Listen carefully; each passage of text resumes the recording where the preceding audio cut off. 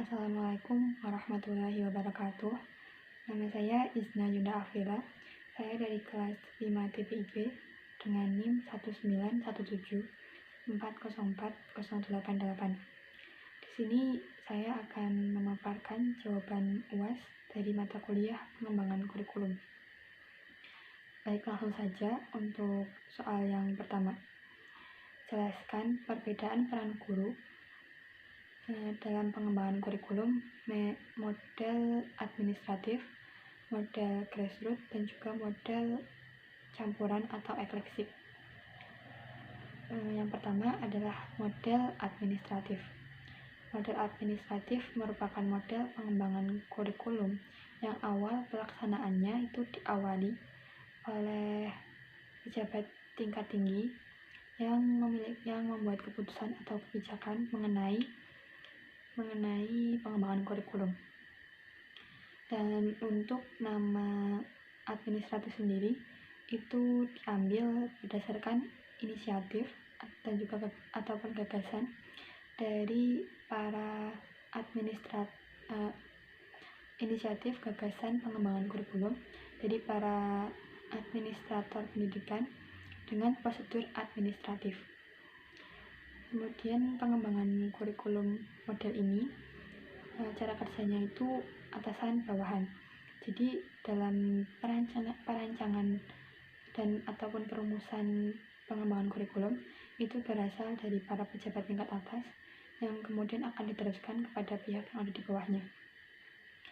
Nah, peran guru dalam model ini yaitu sebagai pelaksana dari uji coba pengembangan kurikulum yang telah dirumuskan atau dirancangkan oleh para pejabat tingkat atas. Jadi dalam pelaksanaannya nanti guru itu melakukan pembelajaran secara nyata yang nantinya akan dimonitori bagaimana keefektifitasan dari pengembangan kurikulum tersebut. Kemudian untuk model grassroots. Model grassroots sendiri bisa dibilang kebalikan dari model administratif, di mana cara kerjanya itu berasal dari bawah, sedangkan model administratif itu cara kerjanya dari atas bawah.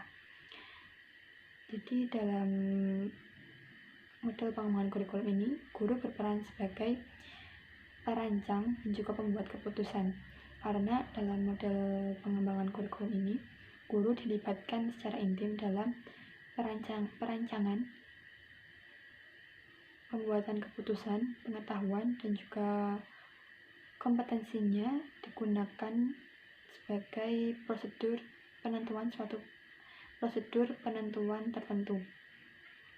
Nah, kemudian untuk model campuran atau ekleksik itu adalah model pengembangan kurikulum yang memadu-madankan antara model administratif dan juga model grassroots.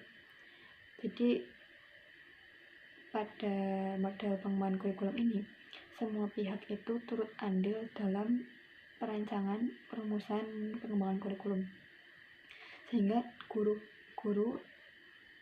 dalam model pengembangan kurikulum ini turut ikut andil dalam merumuskan dan juga merancangkan pengembangan kurikulum. Kemudian untuk nomor 2 yaitu apa itu kurikulum Merdeka Belajar dan urgensinya bagi bangsa Indonesia, dan juga apa kelebihan dan juga kelemahan dari kurikulum tersebut. Kurikulum Merdeka Belajar merupakan suatu program yang ditetapkan oleh Menteri Pendidikan dan Kebudayaan Republik Indonesia, yaitu Pak Nadiem Anwar Makarim. Nah, menurut beliau, kemerdekaan berpikir itu harus diawali oleh pendidik sebelum mengajarkan ke peserta didik, karena pada kurikulum Merdeka Belajar peserta didik akan diarahkan untuk memiliki pola pikir yang kritis. Dan untuk kemerdekaan belajar sendiri memiliki arti, yaitu memberikan kesempatan belajar seluas-luasnya dan sebesar-besarnya, dimana misal peserta didik itu diberi kesempatan untuk belajar, peserta didik dibuat merasa tenang, santai, dan juga nyaman dalam pembelajaran tanpa adanya tekanan. Kemudian untuk urgensinya bagi bangsa Indonesia yaitu adalah dalam hal sumber daya manusianya. Karena jika suatu bangsa itu memiliki kualitas sumber daya manusia yang baik, maka akan menentukan sinergi dari bangsa tersebut. Maka dari itu, kurikulum Merdeka Belajar digunakan untuk memerdekakan pemikiran anak-anak penerus bangsa Indonesia, dan juga untuk memerdekakan ekonomi bagi peserta didik saat mereka telah menuju jenjang menuju dunia pekerjaan. Kemudian untuk kelebihan dari kurikulum Merdeka Belajar adalah memudahkan proses pembelajaran. Yang kedua adalah memudahkan peserta didik untuk memahami pembelajaran. Kemudian untuk kelemahannya yaitu yang pertama, kekurangan untuk peserta didik yang kurang mampu.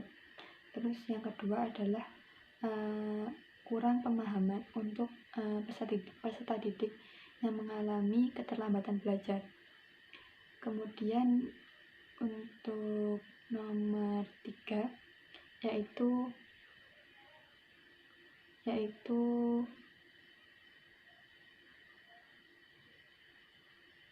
peran pentingnya RPP bagi guru, dan juga komponen-komponen penting RPP adalah untuk peran RPP bagi guru yang pertama adalah agar pembelajaran lebih sistematis. Jadi dengan adanya RPP, guru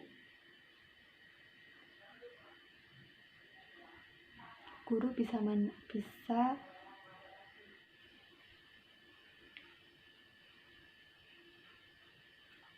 dimana dengan adanya RPP, guru bisa menentukan metode pembelajaran yang dirasa lebih efektif untuk siswa. Kemudian yang kedua adalah memudahkan analisis keberhasilan belajar siswa. Dalam RPP ada aspek penilaian bagi siswa. Nah, dengan adanya aspek penilaian tersebut, guru bisa menganalisis apakah siswa tersebut berhasil mencapainya dengan baik. Kemudian memudahkan penyampaian materi. Dengan adanya RPP, guru bisa menentukan guru bisa memprediksi poin-poin mana yang dirasa dalam penyampaiannya itu kurang efektif. Kemudian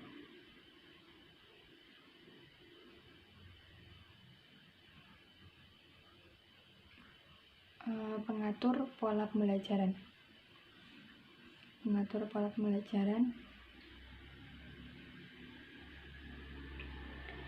yaitu dengan adanya RPP, guru bisa mengatur setiap pembelajaran atau setiap pertemuan, yaitu untuk menyelesaikan suatu materi tertentu. Jadi guru itu bisa memprediksi, misal dalam materi ini harus selesai dalam berapa pertemuan, seperti itu. Kemudian yang terakhir adalah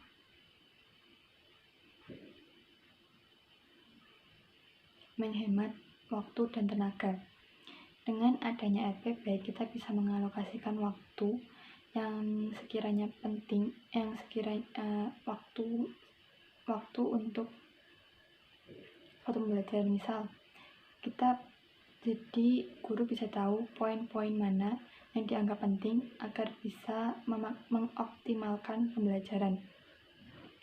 Kemudian untuk komponen-komponen penting dalam EPP yaitu yang pertama identitas mata pelajaran, kemudian standar kompetensi, kemudian kompetensi dasar, indikator pencapaian kompetensi, tujuan pembelajaran, materi ajar, metode pembelajaran, kegiatan pembelajaran, penilaian. Sekian dari saya. Wassalamualaikum warahmatullahi wabarakatuh.